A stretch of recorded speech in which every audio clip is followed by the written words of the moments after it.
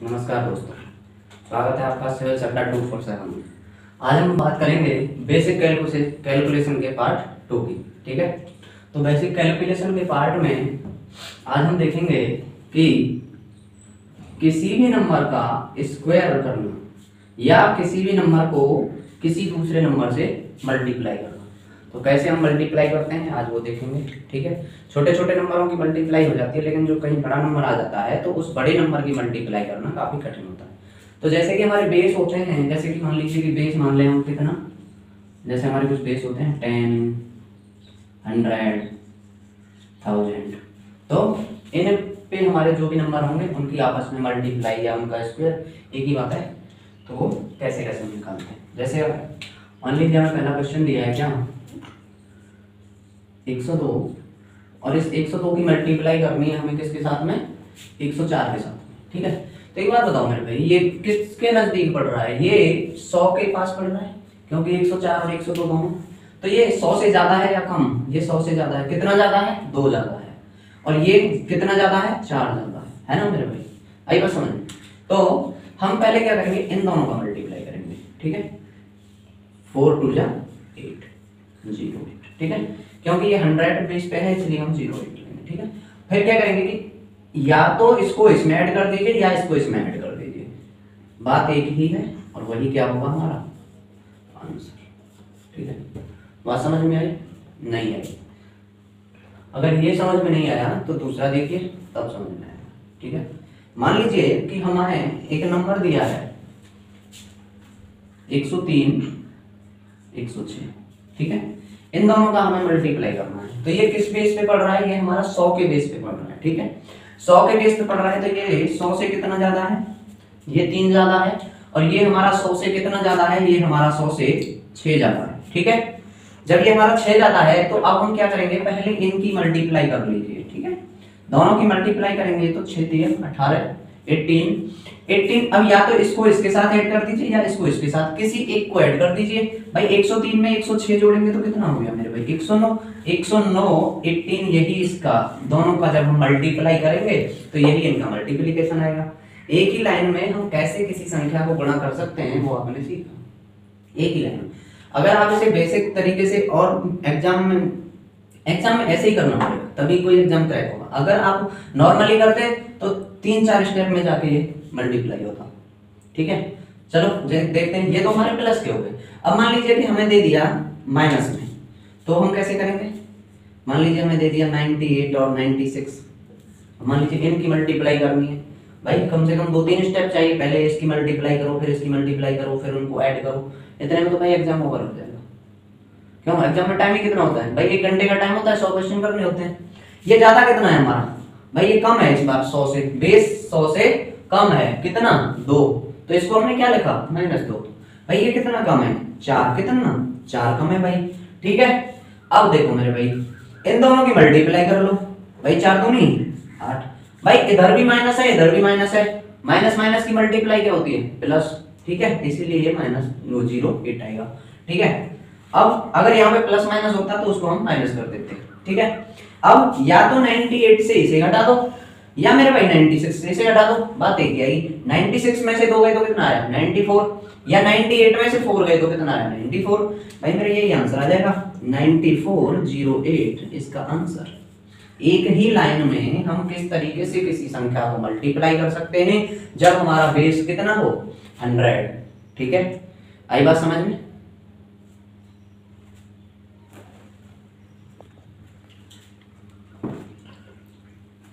अब मान लीजिए कि हमारा बेस कितना हो, 1000 बेस पे काम करेंगे। ठीक है, जैसे मान लीजिए कि कोई संख्या दी है 998।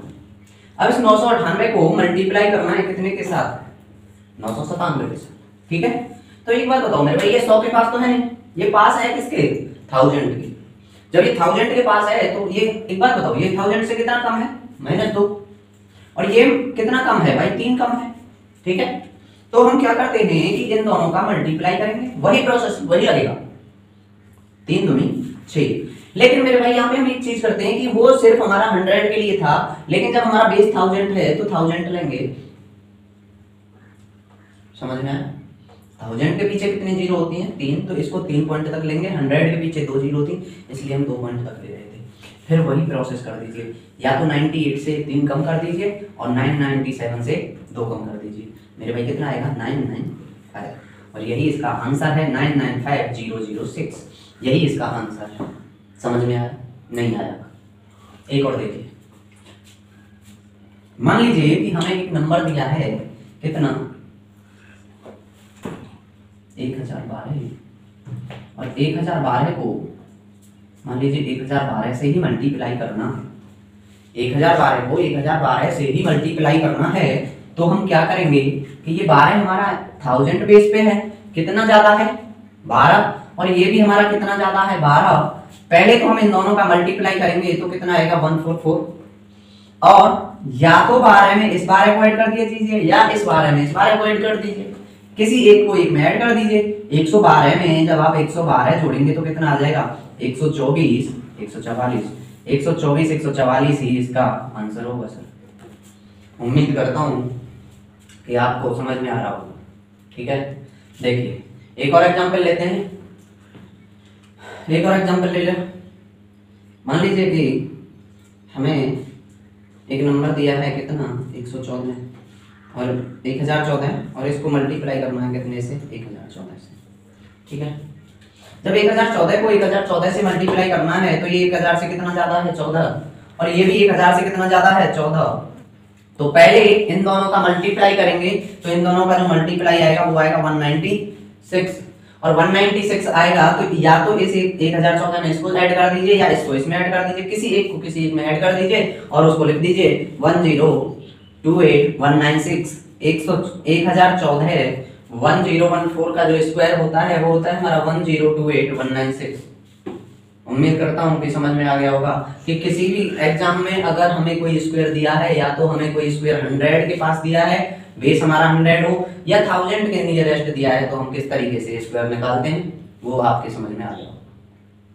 ठीक है, अब आगे हम बात करेंगे कि जब हमारा बेस हाफ दिया हो तो हाफ में हम किस तरीके से करते हैं, तो आइए देखते हैं। जब बेस हाफ हो, यानी कि अभी हमने जब पढ़ा था तो उसमें जो हमारे बेस थे वो 100 और 1000 थे। अब यानी कि 100 का हाफ कितना होगा? 50, और 1000 का हाफ कितना होगा? 500।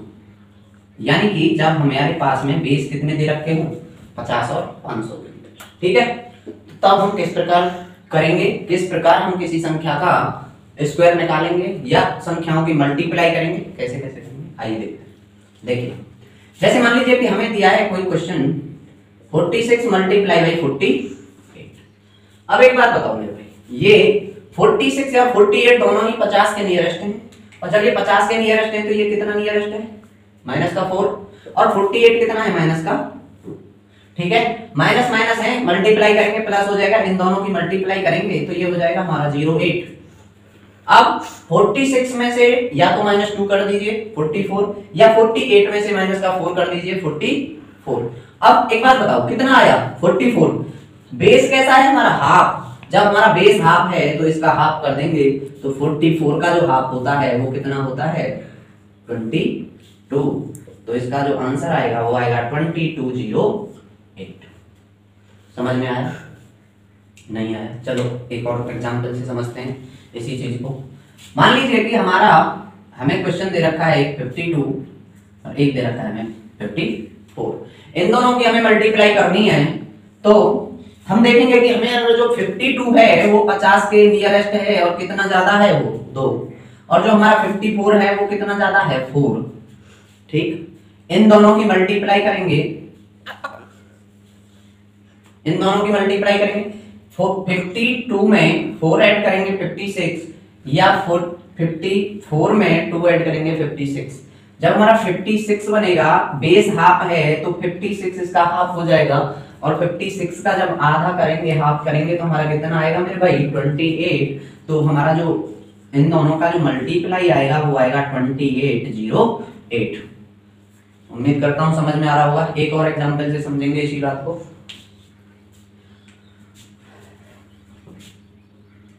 मान लीजिए कि हमें दिया है 56 58, 56, 58। इन दोनों की मल्टीप्लाई करनी है हमें। तो 56 हमारा 50 से कितना ज्यादा है 6, और हमारा 58 कितना ज्यादा है 8। इन दोनों की मल्टीप्लाई करेंगे, और मल्टीप्लाई करेंगे तो कितना आएगा 48। 48 आएगा, 56 में 8 ऐड करेंगे या 58 में 6 ऐड करेंगे, बात एक ही है।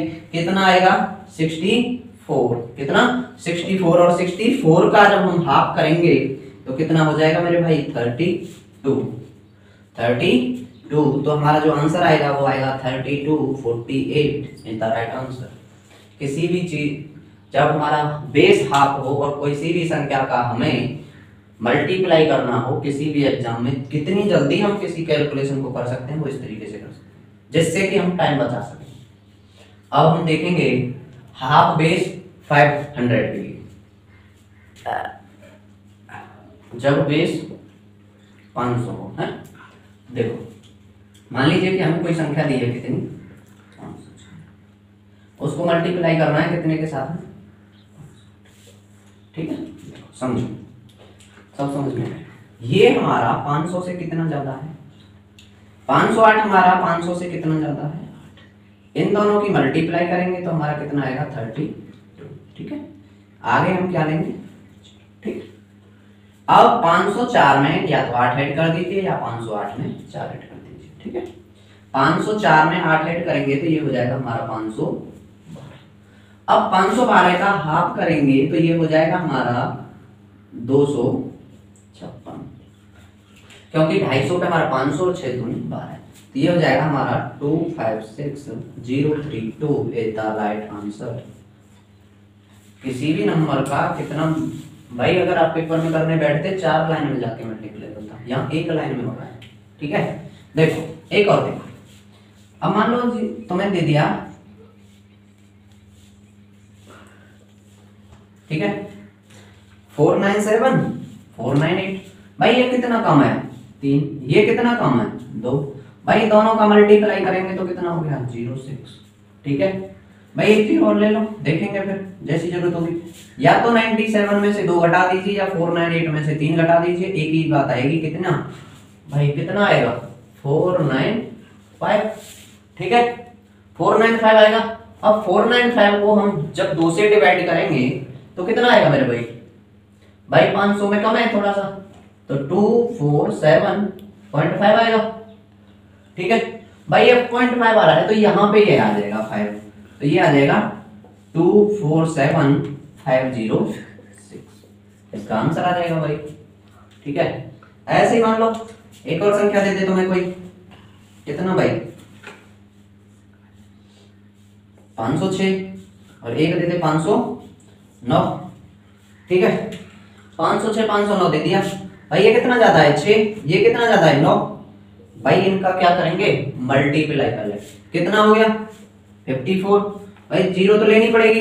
अब क्या है, या तो 9 में ये 6 जोड़ दीजिए या 6 में ये 509 जोड़ दीजिए, कितना हो जाएगा भाई 900 515। 515 को जब हम 2 से डिवाइड करेंगे तो ये कितना आ जाएगा 200 कितना भाई 57.5, भाई 7 दूनी 14, 250 पे बन गया। तो अब ये 5 जो आया हमारा पॉइंट वाला, इसको अब हम यहाँ लेंगे 500 में, और बाकी का यहाँ लिखेंगे 2575454, इसका आंसर समझ में आया। इस तरीके से हम हाफ बेस को भी कर सकते हैं, ठीक है। उम्मीद करते हैं कि आपको ये हाफ बेस और मतलब हाफ बेस 50 और 500 और इससे पहले हमने की 100 और 1000 किस तरीके से किसी भी संख्या को मल्टीप्लाई करना या इनका वर्ग करना। मान लीजिए किसी संख्या का वर्ग आपको पूछने लग जाए, मान लीजिए कि आपसे यही पूछने लग जाए कि 506 का वर्ग कीजिए, यही पूछने लग जाए कि 506 का, तो आप ऐसे ही तो करेंगे। तो ये 6 कितना ज्यादा है 500 से, 500 से ये 6 ज्यादा है, ये भी 6 ज्यादा है। इन दोनों का जब मल्टीप्लाई करेंगे कितना होगा 36, 0 आगे ले लीजिए, इसमें 6 ऐड कर दीजिए या इसमें 6 ऐड कर दीजिए, बात वही आएगी, ये हो जाएगा हमारा 512। अब 512 का जब हम हाफ करेंगे तो ये कितना होगा मेरे भाई 256, तो इसका जो आंसर होगा वो कितना होगा 256036, और फिर 506 का जो स्क्वायर होता है वो यही होता है 256036।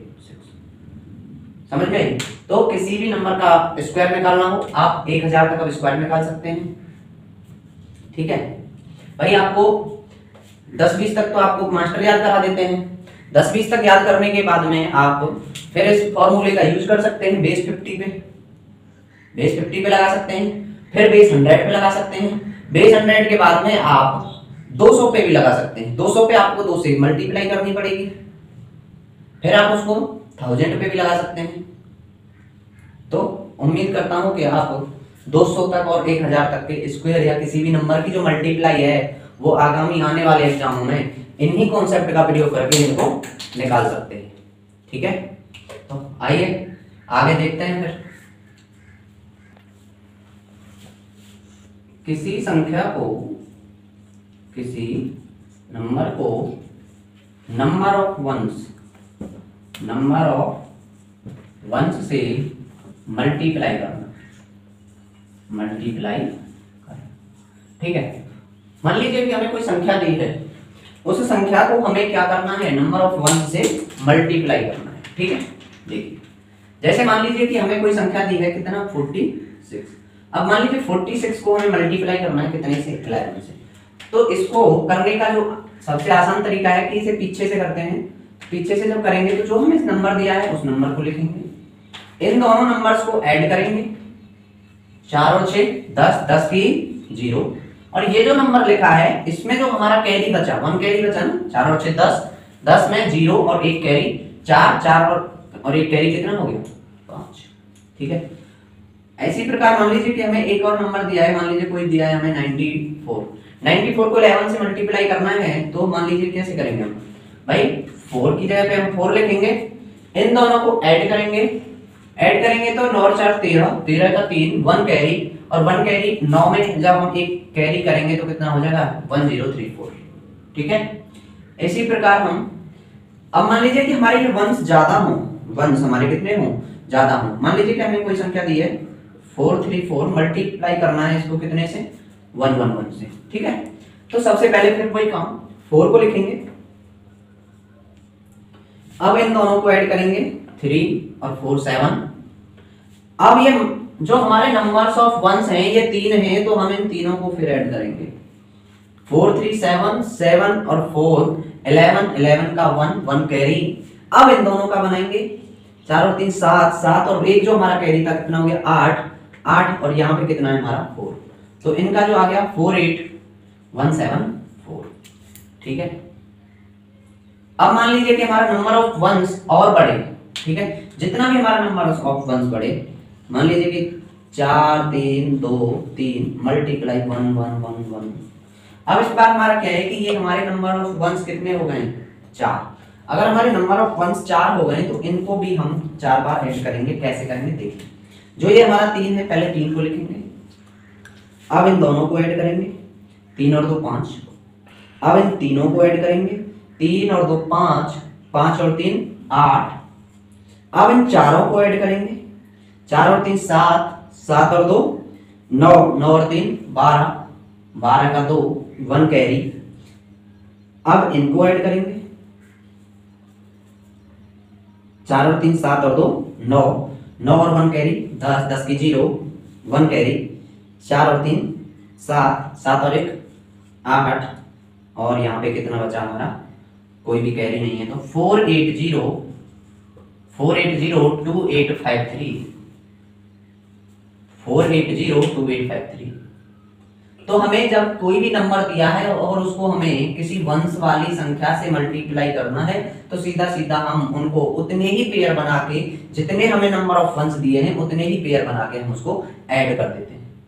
अगर जहां पे कैरी आ रहा है उस कैरी को साथ में लेते हैं और उसी हिसाब से हम उसको ऐड कर देते हैं, ठीक है।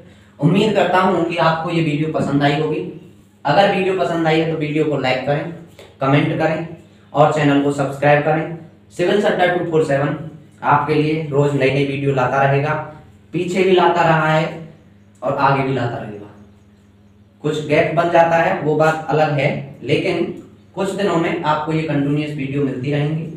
लेकिन फिलहाल के लिए आप इनका प्रयोग करें। ये बेसिक कैलकुलेशन आपके आगामी यूपी SSC पेट के एग्जाम में काफी महत्वपूर्ण होने वाली है। क्योंकि उसमें, और ये आपका बैंकिंग के एग्जाम में भी महत्वपूर्ण होने वाली है, क्योंकि वहां पे टाइम कम होता है और एग्जाम में पेपर